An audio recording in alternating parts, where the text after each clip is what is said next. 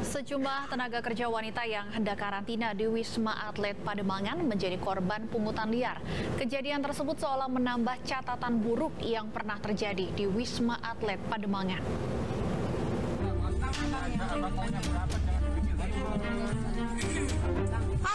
Video berdurasi 1 menit ini direkam oleh salah satu TKW yang hendak menjalani karantina di Wisma Atlet Pademangan, Jakarta Utara. Dua orang laki-laki menghentikan mobil dan meminta uang parkir dengan nominal Rp50.000. Kapolsek Pademangan AKP Panji Ali Chandra membenarkan kejadian itu. Dua pelaku saat ini sudah diamankan. Diduga pelaku telah menjalankan aksinya sejak Wisma Atlet Pademangan dibuka pada tahun 2020 dengan pendapatan hingga Rp500.000 per harinya.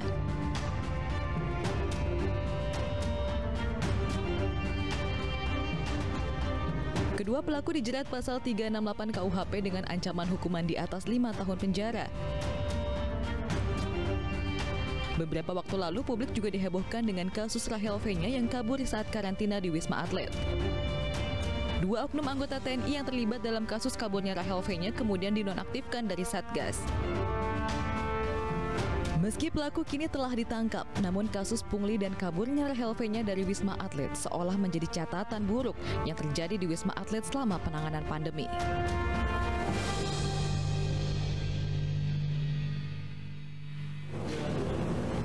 Nah, pemirsa, untuk membahas lebih lanjut terkait pungli di Wisma Atlet sudah hadir bersama kami Kapolsek Pademangan AKP Panji Ali Chandra dan anggota Komisi 9 DPR Neti Prasetyani. Selamat malam Pak Panji dan Bu Neti. Selamat malam, Mbak.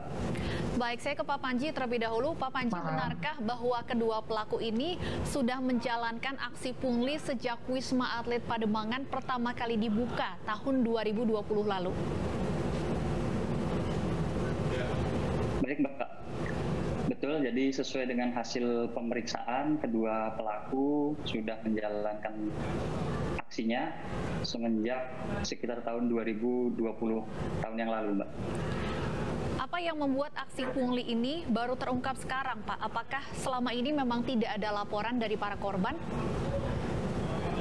Betul, jadi sejauh ini sampai sebelum beredarnya video viral yang sama-sama kita lihat di media sosial, belum ada satupun laporan yang menyatakan terkait kasus oknum pemalakan di area sekitar di luar Wisma Atlet Pademangan tersebut, Pak.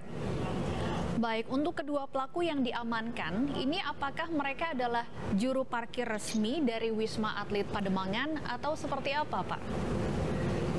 Baik, jadi dapat kami pastikan bahwa kedua oknum pelaku tersebut tidak memiliki izin resmi terkait mereka menjadi juru parkir di area Pademangan, Pak. Jadi tidak ada izin resmi, mereka melakukan kegiatan dari inisiatif sendiri. Baik, saya ingin ke Bu Neti.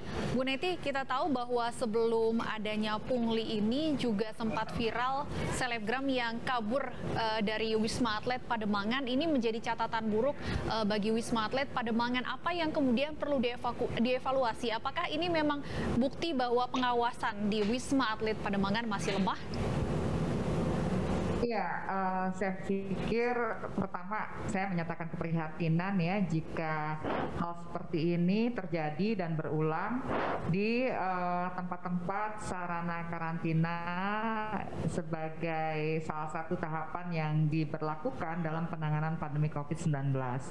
Dan yang kedua, seharusnya kejadian yang sebelumnya menjadi motivasi ya bagi seluruh aparat dan juga petugas yang terlibat untuk memitigasi dan kemudian juga melakukan pengawasan secara seksama, karena bukan tidak mungkin perilaku seperti ini atau kejadian seperti ini juga kita temukan di tempat-tempat lain dengan modus yang berbeda ya.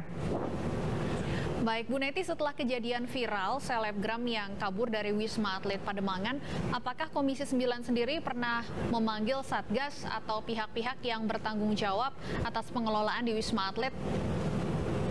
Ya, Ya, kami baru saja memasuki masa persidangan tanggal 1 November kemarin dan sudah menyelenggarakan rapat dengan pendapat dengan para mitra, salah satunya adalah Satgas Penanganan Pandemi COVID-19.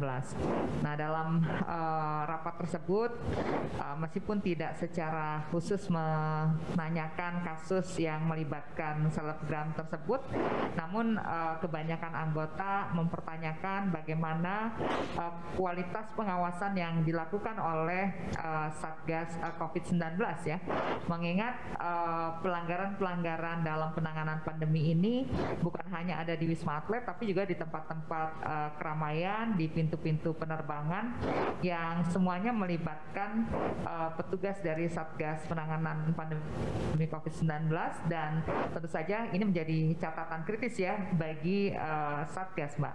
Karena bagaimanapun ketika kita ingin melandaikan kurva pandemi, kita membutuhkan trust level dari masyarakat ya. Semakin tinggi kepercayaan masyarakat terhadap kebijakan dan juga penanganan pandemi ini, insya Allah akan semakin cepat kita bisa melandaikan kurva pandemi. Sebaliknya, jika banyak sekali pelanggaran, kemudian juga moral hazard yang terjadi pada tahapan-tahapan penanganan, termasuk juga di tempat-tempat yang menjadi tempat karantina, kemudian juga bandara dan sebagainya dilakukan pelanggaran, tentu ini akan menurunkan kepercayaan masyarakat dan akan menjadi bola liar ya di tengah masyarakat jika tidak ditangani secara serius. Dan saya yakin pemerintah melalui Satgas dan juga Pak Kapolsek tentu akan memproses ya kasus ini secara hukum untuk membuktikan bahwa pelanggaran dalam penanganan pandemi ini adalah tindakan yang tidak dapat ditoleransi. Apalagi kalau kita bicara tentang pekerja migran Indonesia yang hari ini semangat BP2MI akan menjadikan para pekerja migran Indonesia sebagai very important person dalam rangka memperbaiki pelindungan negara terhadap warganya yang menjadi pekerja migran. Ini tentu akan menurunkan ya kepercayaan masyarakat khususnya pekerja migran terhadap pelindungan pemerintah terhadap warganya yang baru pulang mencari nafkah di negeri orang, sudah jatuh tertimpa tangga pula. Nah, ini tentu harus dikembalikan ya kepercayaan masyarakat terhadap kinerja para petugas dan aparat di lapangan. Bu Neti, lalu berdasarkan apa yang disampaikan oleh Satgas COVID-19, apa yang menyebabkan lemahnya pengawasan ini? Apakah minimnya personil atau petugas atau ada faktor-faktor lain? Ya, saya pikir faktor-faktor yang disebutkan oleh Mbak Stefani tadi saling berkontribusi ya satu sama lain. Kalau boleh saya sebutkan, ada sebuah teori motivasi ya, bertemunya kepentingan dan kebutuhan begitu. Satu sisi ada orang yang butuh untuk bisa mempercepat masa karantina misalnya, dan sisi yang lain dia juga memiliki kebutuhan ya untuk mendapatkan sesuatu ya. Sesuatu ini mungkin bisa bermacam-macam sebagainya yang memang membuat orang tersebut berani melanggar aturan yang sudah ditetapkan oleh pemerintah, seperti itu. Baik, saya ingin tentu saja kata kuncinya adalah pengawasan timbal balik ya yang bisa dilakukan, termasuk juga sistem pelaporan yang harus terus disampaikan, diedukasi kepada masyarakat khususnya warga yang mengikuti proses karantina mulai dari bandara sampai ke tempat karantina tersebut. Baik, saya ingin kembali ke Pak Kapolsek. Pak Panji, para pelaku sudah beraksi sejak tahun 2020. Seperti apa modus yang mereka gunakan dalam aksi mereka? Baik, jadi dapat kami jelaskan berdasarkan hasil pemeriksaan, mereka meminta sejumlah uang kepada para pengemudi mobil yang akan menjemput keluarganya baik dari dalam kota maupun dari luar kota. Kisaran uang yang diminta bervariasi dari mulai 5.000, 10.000, bahkan sampai ada yang sampai 50.000 per kendaraan. Berapa kemudian total yang bisa diperoleh para pelaku ini dalam sehari, Pak? Rata-rata dalam sehari mereka bisa mendapatkan uang sekitar hampir 500.000. Selain kedua pelaku yang sudah diamankan, apakah masih ada terduga pelaku pungli lainnya? Karena tadi disampaikan bahwa kedua pelaku ini pun juga tidak memiliki izin resmi sebenarnya sebagai juru parkir. Betul. Sejauh ini sedang kami lakukan pengembangan, Mbak. Apabila nanti memang ada pelaku-pelaku lain, tentunya akan kita lakukan penindakan lebih lanjut. Perlukah kemudian korban yang videonya viral ini ikut melapor, Pak, peristiwa ini atau perlu menggali keterangan dari korban? Betul, itu juga sekaligus kami memberikan himbauan kepada masyarakat apabila ada yang pernah merasa menjadi korban oknum pemalakan di daerah Wisma Atlet Pademangan, silakan tidak usah ragu untuk segera hadir dan datang ke Polsek Pademangan untuk memberikan laporan dan akan kami lakukan pemeriksaan lebih lanjut untuk mengembangkan kasus ini untuk menjadi lebih baik ke depannya. Baik, Pak Panji, terakhir mungkin ke depannya apa yang akan dilakukan oleh Polsek Pademangan sendiri untuk mencegah praktek pungli di Wisma Atlet ini terus-menerus terjadi? Jangan sampai pelakunya sudah ditangkap, nanti muncul pelaku-pelaku lain.